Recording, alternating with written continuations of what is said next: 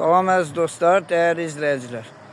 Deməli, Beyləqan rayon İcra Hakimiyyətinin təşəbbüsü və dəstəyi ilə Azərbaycan televiziyası Beyləqan rayon şəhidlərin hər həftə rubrika şəklində, yəni qəhrəmanlarımızı tanıdaq silsiləli verilişlər hazırlayır. İndi ilk olaraq mən Beyləqan rayon Nuruzlu şəhidi Munis Abbaslı haqqında paylaşılan o həmin videonu sizə təqdim edirəm.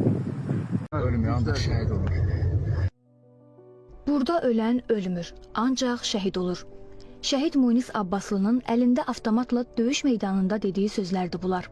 Səmimi və xoş xasiyyəti ilə seçilən Munis uşaqlığından fiziki hazırlığı ilə seçilir. Sərbəst güləşlə məşğul olur. 2018-ci ilin aprel ayından ordu sıralarına çağırılır. Vətən müharibəsində isə Füzulinin azadlığı uğrunda gedən döyüşlərdə iştirak edir. Ona xahiş elədim ki, büdcə gün mənim üçün bugün girmədə döyüşə mən pis yox görmüşəm. İstəmirəm bugün girəsən. Ata narahat olmaq. Gələcəm. O hissəni danışa bilmirəm. O hissəni elə bir təzdən yaşayıram. Çətin olsa da Munisiz dözməyə, amma fəxr eləyirəm mən Munisirəm. Çünki bir dəfə də olsun o məndən kömək istəmədi. Mən özüm 18 il xidmətim var. Xidmət elədiyim uşaqlarla da bir yerdə xidmət eləyirdi. Munisin ən böyük arzusu şəhid olmaq idi. Bu, onun son zəkliyintində də əks olunub. Özüm də özümə həmişə deyirəm ki, mən evimdə bir mələk saxlamışam, amma ana olsam da bilməmişim. Dostuna dediyi sözdür. Yəni, sənin ən böyük arzun şəhid olmaqdır. İnşallah o da nəsibin olar. Bax bu cür. Amma son axırıncı ayın 13 günü həm yuxumu da görmüşdüm. Onun da o cür zəngi, bax xışıltılı, bax xızıntılı danışırdı. Belə telefon əlindəki ana. Haqqı mənə halal elə.